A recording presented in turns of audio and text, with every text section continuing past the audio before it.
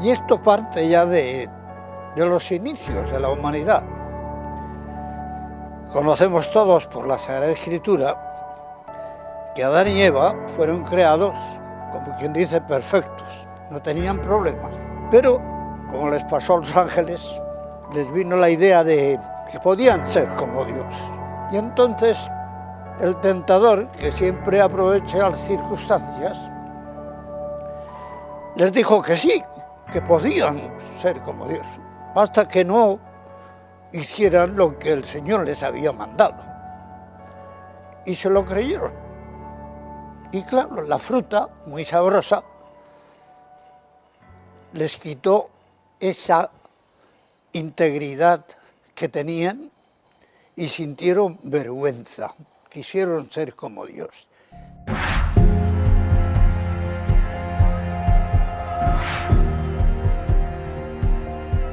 Se desarrolla, el hombre es en el seno materno, el vientre de la madre. Ahí se va formando el ser humano y necesita ya desde su gestación, necesita de ayuda porque es vulnerable. Yo creo que nadie puede estar de acuerdo con la vulneración de derechos. Lo que ha ocurrido este último tiempo es que se ha visibilizado un problema que estaba bastante oculto o normalizado desde el punto de vista cultural. Pero si queremos hacernos cargo como corresponde de esto no es un elemento que solamente involucre a los colegios. Es un tema estructural, si uno quiere verlo desde el punto de vista social, que obviamente tenemos que intentar combatir lo más rápido posible. Entonces tenemos aquí cómo el hombre necesita siempre de alguien que le ilumine, le ayude a solucionar los problemas. Y el primero que se puso a disposición del hombre fue el mismo Dios, de cómo el hombre podía ir poco a poco creciendo, madurando y sobrellevando todas las vulneraciones que le iban a ir viniendo a lo largo de la historia.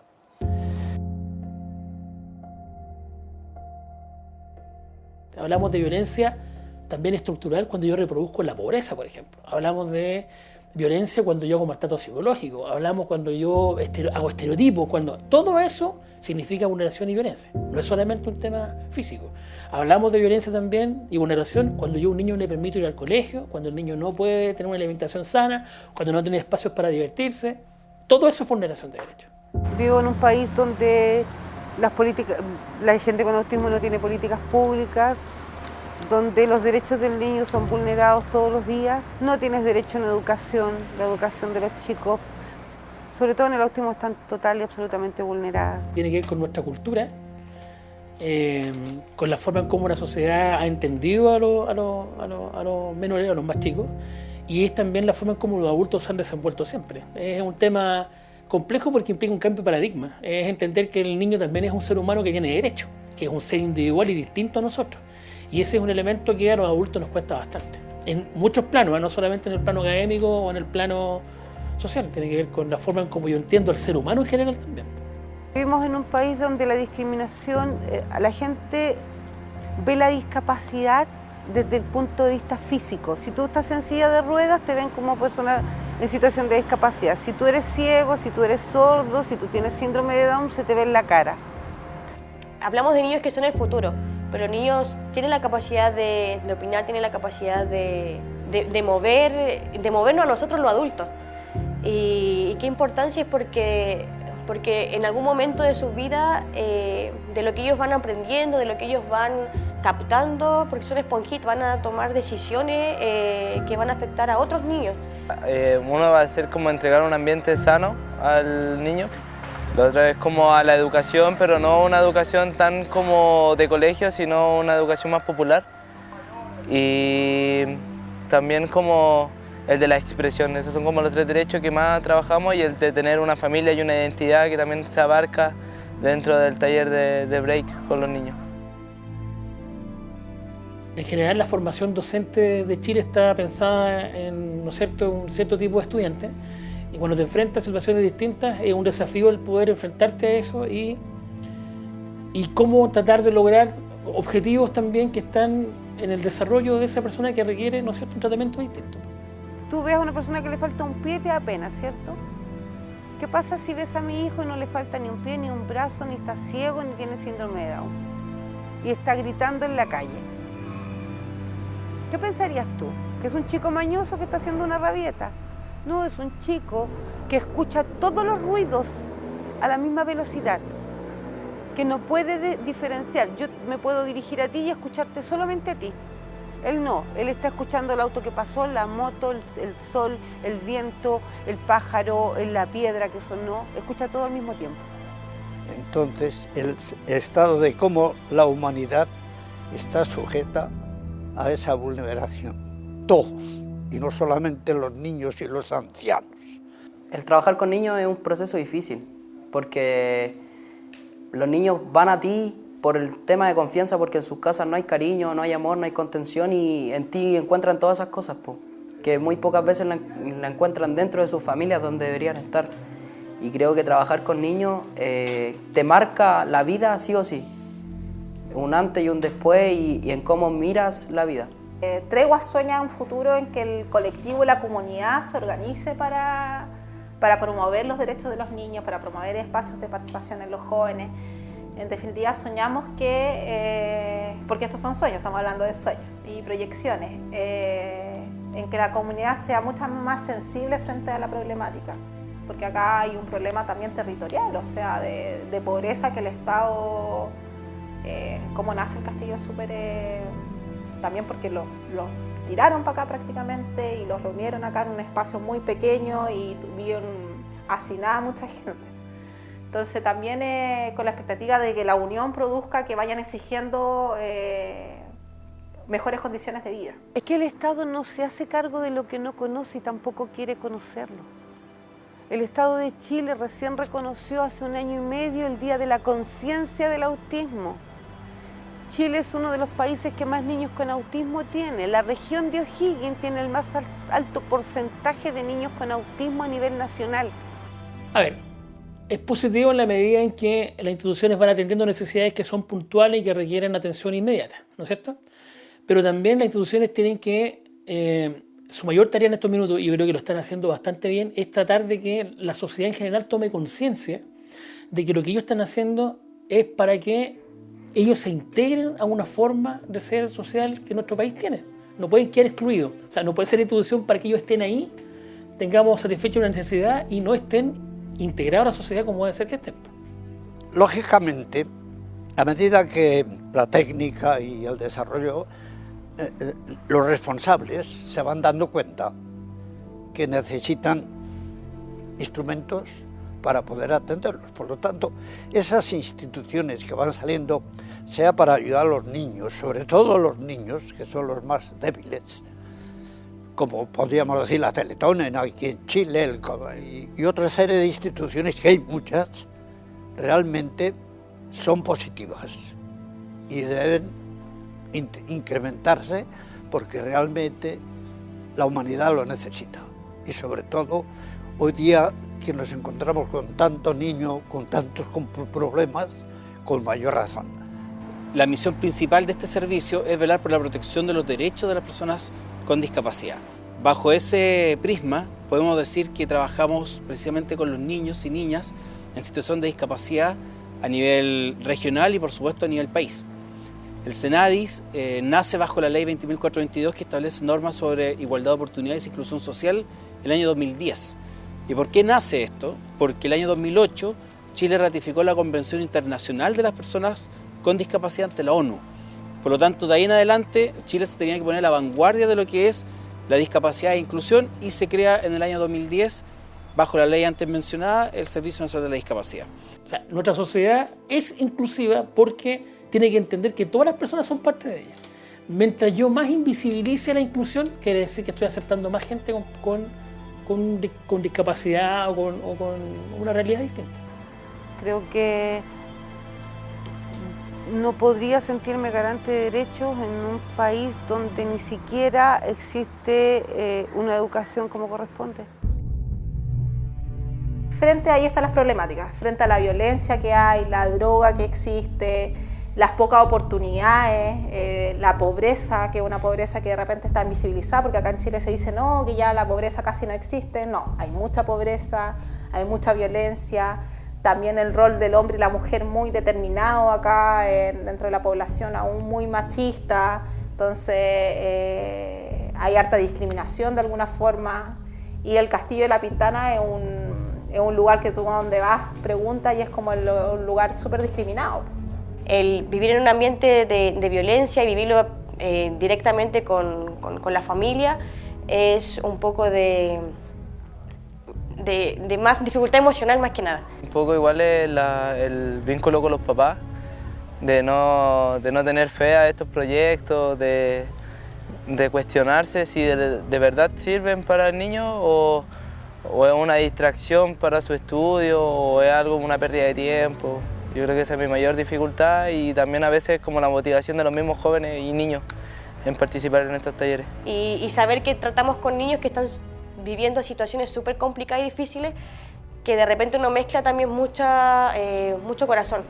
Entonces de repente nos limitamos a ciertas cosas nosotros porque quizá no tenemos más herramientas o capacidades para ir a abordar con más detalle en los contextos de violencia. Y de repente eso, mezclar mucha emocionalidad, mucho corazón y quizás puede ser un tema más anímico de decir, pucha, no puedo, estoy como imposibilitada a poder hacer más. A ver, yo puedo hacer medidas de mitigación respecto a la vulneración, ¿no es cierto? Pero va a seguir siendo reactivo eso si es que no se actúa en red. Y uno de los grandes problemas que tiene Chile es que sus legislaciones van por lados súper distintos. Y lo principal de todas estas iniciativas es como importante el colectivo, en cómo los niños también junto a otros aprenden, no sé, el tema del buen trato, a reconocer sus emociones y también muy importante como a reconocer qué habilidades tienen ellos. Eso principalmente, yo creo que es súper importante acá en el sector frente a toda la violencia que se vive, que ellos también tienen muchas habilidades, tienen muchos talentos. Entonces, por ejemplo, acá en Tregua la mayoría de los chiquillos van desarrollando muchos de sus talentos, no solamente como el circo y el break, sino que como ellos también tienen distintas oportunidades para poder desarrollarse. Nosotros con Sebastián Cone, que le conocen, abrimos el espacio de break y nos costó mucho al principio porque había muchas barreras dentro de la misma comunidad, el tema de las sedes, el no poder ocupar un espacio que es de nosotros. Esas cosas a veces molestan y dan ganas de tirar la toalla y decir ya hasta aquí llego. Pero a través del baile nosotros tratamos de expresarnos de una cierta forma y lo otro ha sido la enseñanza de los valores como por ejemplo el amor, la responsabilidad, el compromiso y el vínculo también con sus pares, creando como una familia entre ellos, porque pasan más tiempo viendo a los amigos que a la misma familia, entonces a veces debe existir ese apoyo y ese cariño mutuo entre ellos. Con los casos más críticos de los chiquillos nos involucramos con las familias porque a veces es necesario. Tenemos siempre como los grupos de WhatsApp igual de las familias, a veces no los pescan porque hacen otras cosas, como muchas veces tampoco están interesados, pero hay familias que sí están siempre presentes y como te decía antes, los casos más críticos como que hay, de alguna forma estamos casi obligados a meternos como en el núcleo familiar y como conversar con las mamás, con las abuelas, que son como las que siempre están. En realidad tú lo ves como el movimiento en Tregua, acá entran, salen y los chiquillos acá en general, los niños, los jóvenes tienen mucho que entregar. Aquí uno se da cuenta y ninguno es como jefe o ninguno es jefe del jefe, sino que estamos todos iguales y podemos conversar de igual a igual con el otro. Creo que una de las características que posee el programa, el vínculo que se tiene con los jóvenes, con los niños y las niñas con los que se trabaja, específicamente desde los monitores, desde los que están a cargo del proyecto y junto con ellos. El vínculo ha sido la parte fundamental para poder trabajar en todos los objetivos y las metas que nos vamos proponiendo. Tregua, un espacio confiable. Mira, hay una frase que a mí me es lapidaria al punto de vista de mientras un país tenga más leyes, es porque el país tiene más problemas. Entonces yo a cada rato voy a sacar una ley especial para las personas vulneradas, una ley especial para los discriminados, una ley especial, es porque culturalmente tenemos una falla que es brutal. Pero esa falla cultural es una falla que se sustenta en un modelo, y ese es un modelo social, económico en particular, ¿no es cierto?, que reproduce vulneraciones. Es que una cosa es reaccionar, que yo tenga instituciones especializadas para atender casos especiales, y otra cosa es que yo me proponga trabajar y promover derechos de los niños. ¿Dónde está el derecho parental en Chile? ¿Por qué las mamás hoy día ven los colegios como una sala cuna, como son cuidadores? Los colegios se transformaron en un centro de cuidadores. Le cuido a los cabros al papá mientras trabaja. ¿Cuál es la labor del papá? Trabajar y mantener su familia. Y quiero cuidar a mi familia, quiero estar feliz y quiero cumplir lo que mamá siempre ha querido, que sea feliz para siempre.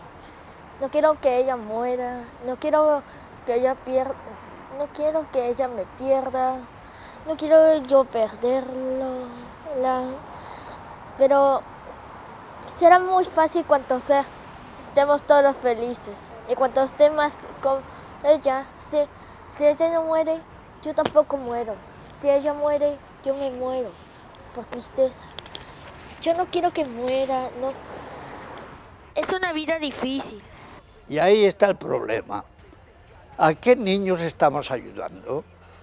Enseñarle a mi hijo a respetar para que pueda ser respetado.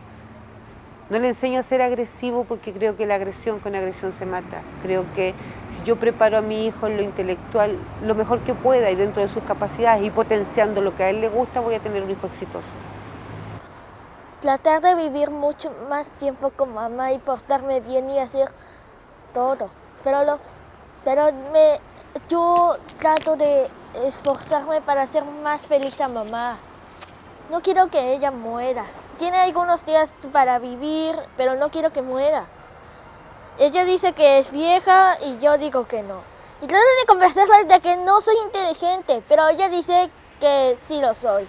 El niño que nace de un amor de un padre y de una madre, nace a la vida y las instituciones responsables de la vida de ese ser tienen que hacer también las cosas por amor. Por lo tanto, cuanto más instituciones tengamos de esta naturaleza, no nos sentiremos arrepentidos, sino más bien felices de no poder hacer más todavía. Ojalá pudiéramos hacer más. Que por favor vivan una feliz vida, que no tengan miedo y se hagan youtubers. Pero si quieren ser otras personas, entonces séanlo. En serio. Hasta otra cosa, esa fue mi respuesta. Adiós. Pero antes de eso, quiero contarles un chiste. Que le dijo un pan a otro pan.